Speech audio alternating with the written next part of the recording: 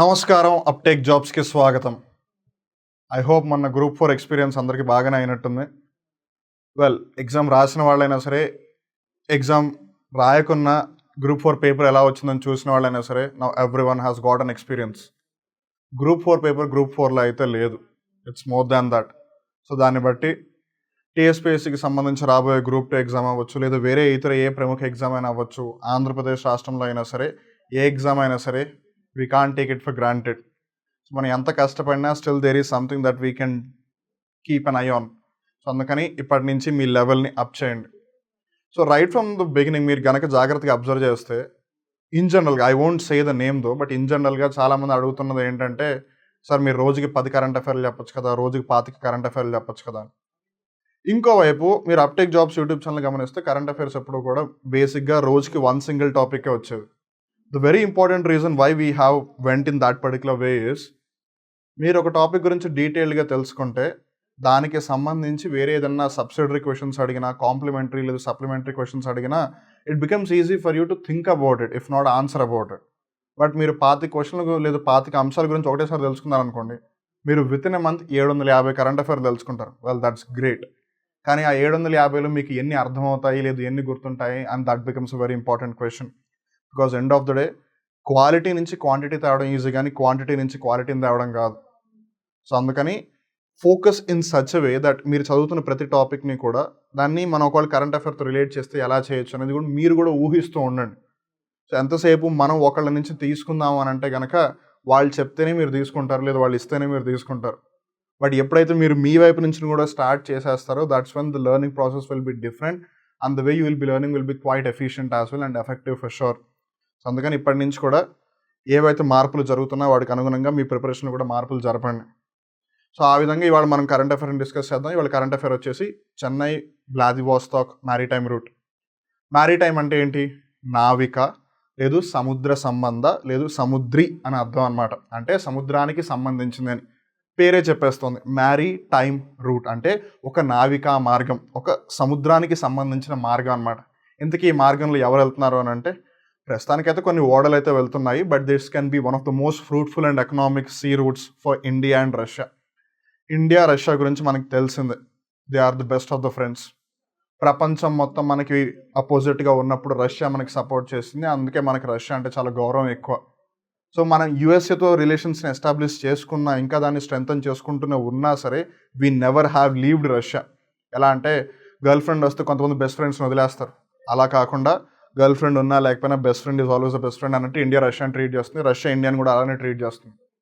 So Russia ఇండియాకి సంబంధించి exports ఇంపోర్ట్స్లో ఏదైతే ఇప్పటివరకు ట్రేడ్ అంతా జరుగుతుందో, రష్యాలో ఏదైతే మాస్కోకి దగ్గరగా సెయింట్ పీటర్స్బర్గ్ అనే ప్రాంతం ఉందో, ఒకప్పుడు దాన్ని కొన్నిసార్లు పెట్రోగ్రాడ్ అని కూడా పిలిచేవాళ్ళు. సో ఆ సెయింట్ పీటర్స్బర్గ్ ప్రాంతం నుంచి అట్లాంటిక్ ఓషన్, ఏదైతే అట్లాంటిక్ మహాసముద్రం ఉందో అక్కడి నుంచి మెడిటరేనియన్ సీకి వచ్చి, మెడిటరేనియన్ సీ నుంచి రెడ్ సీకి వచ్చి ఎర్ర సముద్రం, అక్కడి నుంచి అరేబియా సముద్రంలోకి వచ్చేది, అక్కడి నుంచి ముంబైకి వచ్చేది అనమాట. అండ్ మనందరికీ తెలిసిందే, Mumbai port is one of the busiest ports in India. In fact ముంబైలో ఉన్న 2 పోర్ట్లు ఉన్నాయి, జవహర్లాల్ నెహ్రూ పోర్ట్ ట్రస్ట్ ఒకటిను, అలానే ముంబై పోర్ట్ ఒకటి. సో అక్కడ ట్రాఫిక్ పెరిగిపోతుంది. అండ్ మోర్ ఓవర్ ఈ Suez canal, red sea, Mediterranean sea అనేది చాలా హెవీ ట్రాఫిక్ రూట్ అనమాట. సో దీనివల్ల టైం కూడా చాలా ఎక్కువగా తీసుకుంటుంది, అండ్ డిస్టెన్స్ పరంగా కూడా చాలా ఎక్కువ, కాబట్టి it takes more time for the goods to move from one place to the other. So దానికి ఆల్టర్నేటివ్గానే అండ్ చాలా ప్రాస్పెక్టివ్గా కనిపిస్తూ, భవిష్యత్తును దృష్టిలో పెట్టుకుని చాలా ఇంపార్టెంట్గా కనిపిస్తున్న రూటే ఈ చెన్నై వ్లాదివోస్టాక్. ఒకసారి మ్యాప్ని జాగ్రత్తగా గమనించండి. ఈ బ్లూ కలర్లో అనేది ఇండియా, ఎవరైనా గుర్తుపడతారు, నో డౌట్. ఇక్కడ ఈ మేజర్ పార్ట్ ఏదైతే ఉందో దట్ ఈజ్ రష్యా. సో ఇక్కడ చైనా ఉంది, ఇక్కడ తూర్పు ఏదైతే ఆసియా దేశాలు అవన్నీ ఉన్నాయి, థాయిలాండ్ అవ్వచ్చు, ఫిలిప్పీన్స్ అవ్వచ్చు, వియత్నాం అవ్వచ్చు, తర్వాత ఇక్కడ ఇండోనేషియా, మలేషియా, సింగపూర్ అవ్వచ్చు. సో ఇప్పటి వరకు కూడా రష్యా నుంచి ఇండియాకి, లేదు ఇండియా నుంచి రష్యాకి సరుకులు ఏ విధంగా ఎక్కువగా ఎగుమతి లేదు దిగుమతి అవుతున్నా అంటే ఈ మార్గంలో. So this is Saint Petersburg. So ఇక్కడ నుంచి ఇలా వచ్చి ఈ అట్లాంటిక్ ఓషన్ ద్వారా మెల్లిగా మెడిటరేనియన్ సీలోకి ఎంటర్ అయ్యి, ఆ మెడిటరేనియన్ సీ నుంచి రెడ్ సీలోకి వచ్చి సూయజ్ కెనాల్ ద్వారా, ఆ రెడ్ సీ నుంచి గల్ఫ్ ఆఫ్ ఓమన్ నుంచి అరేబియా సముద్రం ద్వారా ఇక్కడ ముంబైకి వచ్చేదన్నమాట. అయితే this is the world's heaviest sea commercial route అని చెప్పొచ్చు, లేదు చాలా బిజియెస్ట్ రూట్ అని చెప్పొచ్చు. ఇప్పుడు అందరూ కూడా ఒకటే రూట్ని యూస్ చేస్తున్నారు అనుకోండి, డెఫినెట్గా రూట్లో ట్రాఫిక్ ఎక్కువ ఉంటుంది కదా. సో అలానే యూరోప్కి అలానే మిగతా పార్ట్స్ ఆఫ్ ద వరల్డ్కి లేదు ఇటువైపుకి ఎక్కువగా ట్రాన్స్పోర్టేషన్ అంతా కూడా ఈ రూట్లో జరుగుతుంది. ఒకప్పుడైతే ఈ రూట్లో జరిగేది, but this is quite long. So అందుకని ఈ రూట్లో జరగడం మొదలెట్టింది అనమాట. ఎప్పటి నుంచి అయితే సూయజ్ కెనాల్ ఓపెన్ అయిందో అప్పటి నుంచి. కాకపోతే ఇప్పుడు ఈ విధంగా వెళ్ళినట్టయితే చెన్నై ఇక్కడ ఉంది, వ్లాదివోస్టాక్ ఇక్కడ ఉంది, ఈస్టర్న్ పార్ట్ ఆఫ్ రష్యాలో. సో ఇక్కడ నుంచి ఇక్కడ మీరు డిస్టెన్స్ని గమనించవచ్చు. ప్రస్తుతం ఈ రూట్లో వెళ్తే 8675 నాటికల్ మైల్స్ అవుతుంది. నాటికల్ మైల్స్ అనేది సముద్రానికి సంబంధించి ఉపయోగిస్తూ ఉంటారు. మామూలుగా ఇన్ జనరల్గా మనం డిస్టెన్స్ అంటే ఎంతసేపు కిలోమీటర్లో చెప్తూ ఉంటాం, బట్ సముద్రానికి సంబంధించి ఎప్పుడు నాటికల్ మైల్స్లో చెప్తూ ఉంటారు. కంగారేం పడాల్సింది ఏం లేదు. ఒక నాటికల్ మైల్ అంటే 1.852 కిలోమీటర్స్. లేదు మీకు సింపుల్గా గుర్తుండాలి అంటే 1 nautical mile is equal to 1.8 kilometres. అంటే ఒక నాటికల్ మైలు అంటే కిలోమీటర్లలో ఎంత అంటే 1.8 కిలోమీటర్లు. ఒక మైల్ అంటే 1.6 కిలోమీటర్లు. సో సుమారుగా 1800 మీటర్లు అయితే ఒక నాటికల్ మైల్, 1600 మీటర్లు అయితే ఒక మైలు, 1000 మీటర్లు అయితే ఒక kilometer. I hope now things are clear. So based on that we can clearly see the difference. 8675, 5645 అప్రాక్సిమేట్గా almost near about 3000 nautical mile difference వచ్చేస్తుంది. సో దగ్గరగా 5000 కిలోమీటర్ కన్నా ఎక్కువ డిఫరెన్స్ వస్తుంది అనమాట. సో ఇప్పుడు 5000 కిలోమీటర్లు ఇటువైపుగా వెళ్తే తగ్గుతుంది. సో డిస్టెన్స్ తగ్గిందంటే తొందరగా రీచ్ అవ్వచ్చా? అట్ ద సేమ్ టైం ఇక్కడ రూట్ కొంచెం ఈజీగా ఉంది కంపేర్ టు ద ట్రాఫిక్ పరంగా చూసుకున్నా సరే. సో అప్పుడు ట్రాఫిక్ ఇక్కడ తక్కువ ఉంది కాబట్టి ఇంకా ఫాస్ట్గా మూవ్ అవ్వచ్చా? అండ్ మోర్ ఓవర్ ఇండియా ఎప్పటి నుంచో లుక్ ఈస్ట్ అనే పాలసీ అవ్వచ్చు, తర్వాత యాక్ట్ ఈస్ట్ అనే పాలసీ అవ్వచ్చు, అలా ఈ కంట్రీస్తో కూడా తన యొక్క రిలేషన్షిప్స్ని ఎస్టాబ్లిష్ చేయాలి, ఇంకా బలపరచుకోవాలని చూస్తుంది. సో ఆ పరంగా ఎంతసేపు ఇటువైపే కాకుండా ఇప్పుడు ఇటువైపు కూడా ఫోకస్ చేసినట్టయితే ఈ దేశాలతో కూడా మనకి ట్రేడ్ రిలేషన్స్ బాగా ఎస్టాబ్లిష్ అవుతాయి. And already Indo Pacific region చాలా ఇంపార్టెంట్ అని చెప్పి, అండ్ దట్టు చైనాని కౌంటర్ చేయాలని చెప్పి చాలా దేశాలు ట్రై చేస్తున్నాయి. ఇప్పుడు ఇండియా ఈ రూట్ని ఎంచుకోవడం వల్ల చైనా పక్క నుంచి ఇండియా వెళ్తుంది కాబట్టి చైనా కూడా పెద్ద రిస్కులు తీసుకోవడానికి ట్రై చేయదు. ఇటువైపు వెళ్ళింది అనుకోండి ఇండియా, అప్పుడు ఇండియా ఎట్లా ఇక్కడ పట్టించుకోవట్లేదు కాబట్టి చైనా ఏమన్నా చేస్తుంది. కానీ ఇప్పుడు ఇండియా రష్యా ఈ విధంగా ట్రేడ్ చేస్తే చైనా కొంచెం ఆచితూచి అడుగులు వేయాల్సి వస్తుంది. And moreover already quad grouping కూడా ఇక్కడ ఉంది, ఆస్ట్రేలియా, ఇండియా, జపాన్, అలానే ఇటు పక్కన యూఎస్ఏ. సో ఆ విధంగా చైనాను కూడా కంట్రోల్ చేసినట్టు అవుతుంది. రష్యా ఇండియా మధ్య రిలేషన్షిప్స్ ఇంకా ఫర్దర్గా స్ట్రెంథన్ అవుతాయి. అండ్ ముంబై పోర్ట్ మీద పడుతున్న ఏదైతే ట్రాఫిక్ స్ట్రెస్ ఉందో అది చెన్నై పోర్ట్ వల్ల తగ్గుతుంది. And more over Chennai port నుంచి ఇటువైపుగా ఎక్స్పోర్ట్ చేయడానికి టైం సేవ్ అయిపోతుంది. అలానే ఇటు నుంచి ఆఫ్రికా వైపు ఒక వాళ్ళు గూడ్స్ తీసుకెళ్ళడానికి ఇంకా ఈజీ అవుతుంది. ఎందుకంటే ఇలా వచ్చి ఇలా తీసుకెళ్ళడం కన్నా, లేదు ఇలా వచ్చి ఇలా తీసుకెళ్ళడం కన్నా it's better to come like this and go like this. So ఆ విధంగా టైం తక్కువ అవుతుంది, ఎక్కువగా గూడ్స్ని తీసుకెళ్ళచ్చు, ఫాస్ట్గా తీసుకెళ్ళచ్చు. అండ్ మోర్ ఓవర్ కాస్ట్ కూడా తగ్గిపోతుంది. ఈ రిపోర్ట్స్ ప్రకారం ఏదైతే ఈ స్టడీ ప్రకారం ఉందో ఆల్మోస్ట్ 30% కాస్ట్ తగ్గిపోతుంది తెలుస్తుంది అనమాట. And that's how important this Chennai Vladivostok maritime route is. So దీని గురించి ఇప్పుడు మనం పూర్తి డీటెయిల్స్ తెలుసుకుందాం. India and Russia are keen to make the Chennai Vladivostok maritime route operational. అంటే ఇప్పటివరకు అది ఒక ప్రపోజ్డ్ రూట్, అంటే ట్రాన్స్పోర్టేషన్ అనేది జరుగుతున్నా కూడా మరి ఒక పెద్ద కమర్షియల్ రూట్లా జరగలేదు.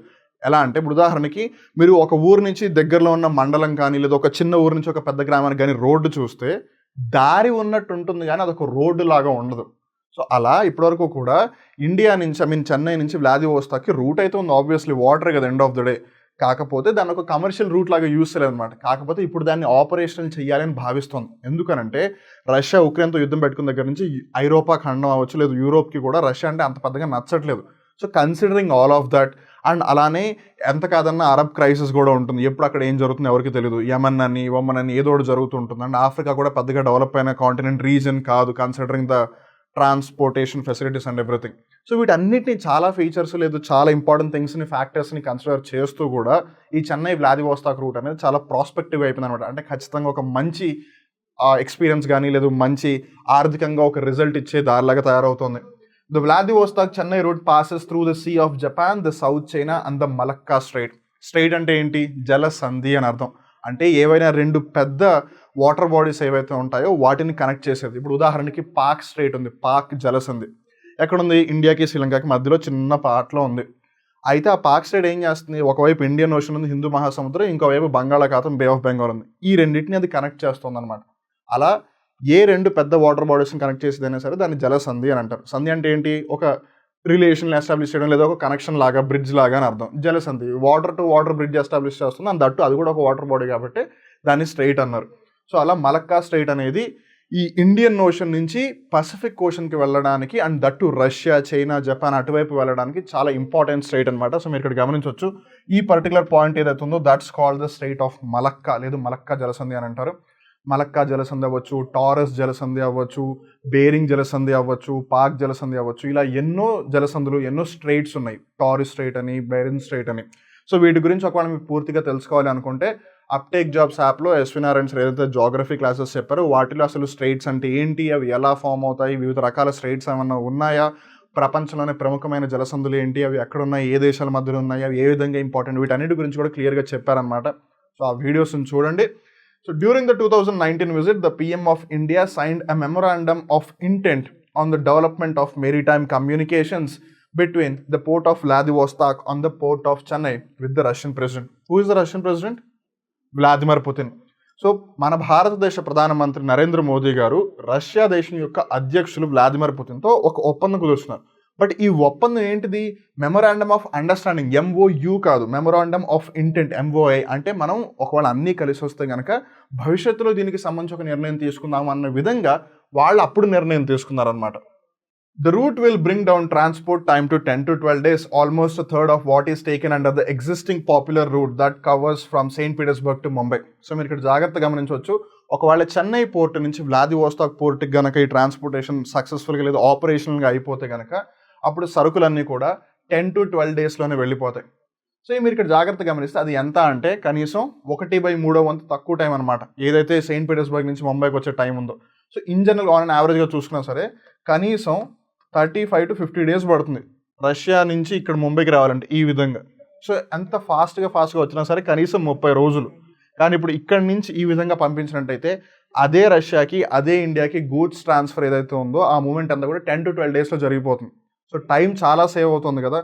సో టైం తక్కువగా ఉన్నప్పుడు మూవ్మెంట్ ఆఫ్ ద గూడ్స్ ఇంకా ఫాస్ట్గా అవుతాయి కాబట్టి ట్రేడ్ రిలేషన్స్ ఇంకా బెటర్గా డెవలప్ అవుతాయి. అండ్ ఈ కంట్రీస్ కూడా మనం క్యాటర్ చేయొచ్చు. ఉదాహరణకి ఇప్పుడు ఇక్కడ మంగోలియా అనే దేశం ఉంది. ఇన్నాళ్ళు కూడా మంగోలియాతో ఇండియాకి అంత ట్రేడ్ రిలేషన్స్ పెద్దగా ఏమీ లేవు.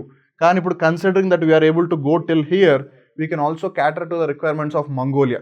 సో రష్యా ఎలాగో ఇండియాకి మంచి ఫ్రెండే. ఇప్పుడు మంగోలియాని కూడా ఒకవేళ మనం మంచి ఫ్రెండ్ చేసుకోగలిగాం అనుకోండి, considering that we will be able to deliver the goods over there, చైనాని మనం ఈజీగా చెక్లో పెట్టచ్చు. ఎందుకనంటే చైనా ఇక్కడ ఉంది, ఇండియా ఇక్కడ ఉంది, మంగోలియా ఇక్కడ ఉంది, రష్యా ఇక్కడ ఉంది. సో అక్కడున్న 2 దేశాలు, ఇటువైపు ఒక పెద్ద దేశం, 3 కూడా చైనాని ఎప్పుడూ చెక్లో పెడుతూ ఉంటాయి అనమాట. అలానే ఇటువైపు జపాన్ కూడా ఉంది. జపాన్కి ఇండియాకి కూడా రిలేషన్షిప్స్ చాలా స్ట్రాంగ్గా ఉన్నాయి. సో అందరూ కూడా చైనాని లోన్ వారియర్గా చేసేయచ్చు. అప్పుడు చైనా కూడా అంత పవర్ఫుల్గా ఉండలేదు అనేది ఒక ఆలోచన. సో అందుకనే మెల్లిమెల్లిగా ఈ ట్రేడ్ రూట్ని ఇటు నుంచి ఇటు మార్చడానికి కూడా that's one of the key very important reason అని చెప్పొచ్చు. At the same time cost are expected to come down significantly by 30%. మనం ఇందాక అనుకున్నాం కదా, డిస్టెన్స్ తగ్గిపోయింది. సో ఆబ్వియస్గా ఎక్కువసేపు ట్రావెల్ చేయాల్సిన అవసరం లేదు, లాజిస్టిక్స్ సపోర్ట్ ఎక్కువగా అవసరం ఉండదు. సో అలా సిగ్నిఫికెంట్లీ 30% అనమాట. అంటే ఇప్పుడు ఉదాహరణకి అంతకుముందు 100 రూపాయలు పడితే ఇప్పుడు 70 రూపాయలు పడుతుంది. That clearly will have more importance. ఎందుకంటే అప్పుడు ఆ మిగిలిన ఖర్చుతో మీరు పోర్ట్స్ని డెవలప్ చేయొచ్చు, లేదు ఇంకో కంట్రీతో ట్రేడ్ ఎస్టాబ్లిష్ చేయొచ్చు, లేదు ఇంకో విధంగా మీరు వేరే కంట్రీస్తో కూడా టైప్ అవ్వచ్చు.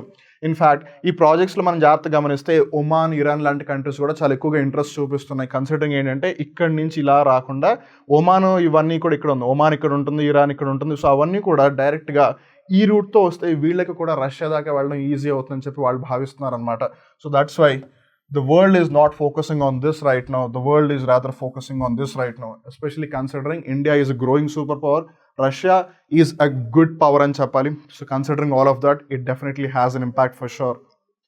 It would also give India access to the Far East, including countries like Mongolia and a significant presence in the Southeast Asian region. Man indaka anukunnama Mongolia అంటే కంట్రీస్కి వెళ్ళడానికి ఇప్పుడు ఈజీ అయిపోతుందని. సో ఇండియా ఇక్కడ ఉంది, Mongolia ఇక్కడ ఉంది, లేదు ఇలా చూసుకున్నా సరే మనం ఇలా వెళ్తున్నాం కాబట్టి మంగోలియాని కూడా క్యాటర్ చేయడం ఈజీ అవుతుంది. అండ్ మనం ఇక్కడ ఆల్మోస్ట్ వచ్చేస్తున్నాం, ఇండోనేషియా, మలేషియా దాకా వచ్చేస్తున్నాం.